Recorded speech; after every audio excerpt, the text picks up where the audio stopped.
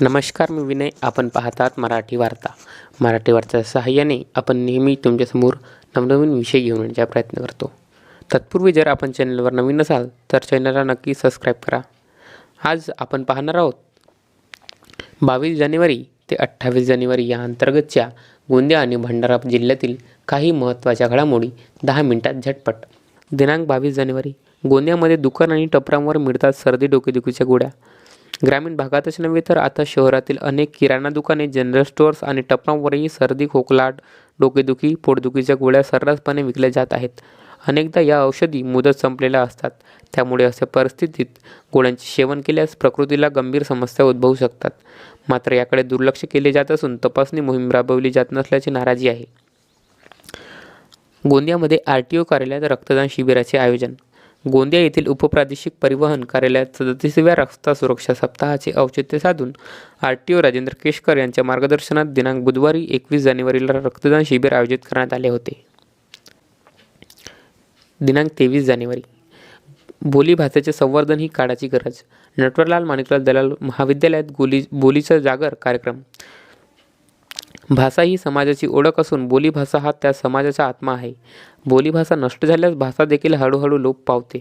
गोंदिया जिल्ह्यातील पोवारी बोली ही केवळ भाषिक रचना नसून सांस्कृतिक ओळख आहे, तर गोंडी भाषा ही द्रविडियन भाषांची जननी मानली जाते.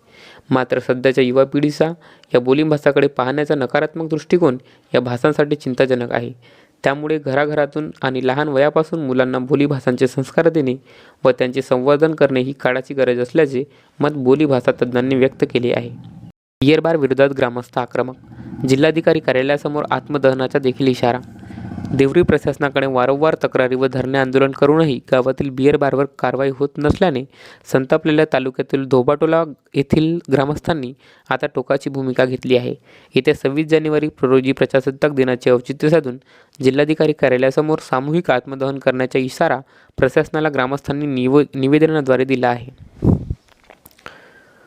चुकीच्या EKYCमुळे बंद केलेल्या लाडकी बहिणीचा लाभ पुन्हा सुरू करण्यात यावा. तिरोडा.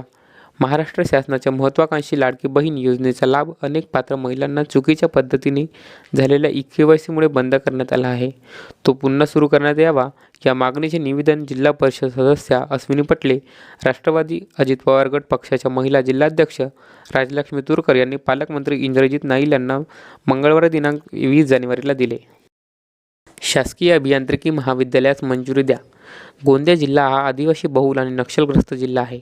जिल्ह्यातील बहुतांश नागरिक शेतीवर आपली उपजीविका करतात आणि उद्योगांच्या नावाने येथे केवळ राईस मिल आहेत. जिल्ह्यातील विद्यार्थ्यांना तांत्रिक शिक्षणासाठी नागपूर व इतर ठिकाणी जावे लागते. गोंदियात एकमेव शासकीय तंत्रनिकेतन महाविद्यालय आहे, परंतु अभियांत्रिकीच्या शिक्षणासाठी एकही महाविद्यालय नाही. त्यामुळे गोंदिया येथे शासकीय अभियांत्रिकी महाविद्यालय मंजूर करण्याची मागणी माजी जिल्हा परिषद अध्यक्ष विजय शिवनकर यांनी केली आहे. दिनांक 24 जानेवारी कंत्राटी नोकरी मिळवून देण्याच्या नावावर 2,62,000ची फसवणूक. गोंदियामध्ये महाराष्ट्र शासनाच्या आरोग्य विभागात नोकरी लावून देण्याचे आमिष देऊन दोघांनी तरुणाची 2,62,000 रुपयांची फसवणूक केली. तिरोडा पोलीस ठाण्याअंतर्गत ग्राम चिरोडी येथे 1 जानेवारी 2024 ते 3 जानेवारी 2026 या दरम्यान हा प्रकार घडला. या प्रकरणी गुरुवारी दिनांक 22 जानेवारी तिरोडा पोलीस ठाण्यात फसवणुकीचा गुन्हा दाखल करण्यात आला आहे. दिनांक 25 जानेवारी नवेगाव नागझिरा वाघ्य प्रकल्पात अस्वल संवर्धन प्रशिक्षण. नवेगाव नागझिरा वाघ्य प्रकल्पांतर्गत अस्वल संवर्धनासाठी 5 दिवसीय विशेष प्रशिक्षण दिनांक 19 ते 23 जानेवारी दरम्यान नवेगाव बांध येथे पार पडले. दिनांक 26 जानेवारी तारेंद्र लाखनकर यांचा मुंडीकोटा टू अमेरिकापर्यंत यशस्वी प्रवास. तिरोडा तालुक्यातील मुंडीकोटा या छोट्याशा गावातून प्रतिकूल परिस्थितीवर मात करीत थेट अमेरिका गाठले. तसेच आपल्या बुद्धिमत्तेच्या बळावर उच्च शिक्षण घेत आई वडिलांसह मुंडीकोटाचे नाव मोठं केले. डॉक्टर तारेंद्र लाखनकर यांच्या मुंडीकोटा ते अमेरिका या स्वप्नपूर्तीचा प्रवास थक्क करणारा आणि तेवढाच प्रेरणादायी आहे. दिनांक 27 जानेवारी गोंदिया फवारणी करताना शेतकऱ्याचा मृत्यू. गोरेगाव शेतात फवारणी करण्यासाठी गेलेल्या शेतकऱ्याचा फवारणी करीत असताना मृत्यू झाल्याची घटना तालुक्यातील बोरीटोला पालेवाडा येथे 27 जानेवारी रोजी सकाळी 7 वाजेच्या सुमारास उघडकीस आली. दिनांक 28 जानेवारी संपूर्ण महाराष्ट्रासाठी अत्यंत वाईट दिवस म्हणजेच 2026 मधील सर्वात वाईट घटना. महाराष्ट्र राज्याचे उपमुख्यमंत्री अजितदादा पवार यांच्या विमान अपघातात 6 जणांसह मृत्यू. जानेवारी 2026 भंडाऱ्यामध्ये जीएसटी कार्यालयात लाचखोरीचा भडका. 35,000ची लाच घेताच निरीक्षक रंगेहात अडकला. निश्चल एनोरकर, भंडारा. सरकारी खुर्चीचा वापर जनसेवेसाठी नव्हे तर लाच वसुलीसाठी करणाऱ्या अधिकाऱ्यांसाठी भंडाऱ्यातील ही कारवाई म्हणजे थेट धक्का आणि कडक इशारा ठरली आहे. दिनांक 23 जानेवारी 2026 भंडारा तुमसर नगरपरिषदेत स्वीकृत नगरसेवक निवडीवर गंभीर आरोप. येथील नगरपरिषदेत स्वीकृत नगरसेवकांच्या निवडीच्या प्रक्रियेत गंभीर बेकायदेशीर प्रकार झाल्याचा आरोप करत राष्ट्रवादी जनहित विकास आघाडीच्या गटनेत्या अश्विनी थोटे यांनी थेट राज्याच्या नगर विकास विभागाचे प्रधान सचिव डॉ. के.एस. गोविंदराज यांच्याकडे तक्रार केली आहे. ट्रकची दुचाकीला धडक, महिला जागीच गतप्राण. शहापूरहून भंडाराकडे जाणाऱ्या दुचाकीला मागून आलेल्या मालवाहतूक ट्रकने दिलेल्या जोरदार धडकेत एका महिलेच्या जागीच मृत्यू झाल्याची घटना बुधवार रात्री 9:30 वाजताच्या सुमारास शहापूर राष्ट्रीय MITT महामार्गावरील कॉलेजसमोर घडली. आदिवासी बहुल क्षेत्रातील शिक्षकांची रिक्त पदे भरा.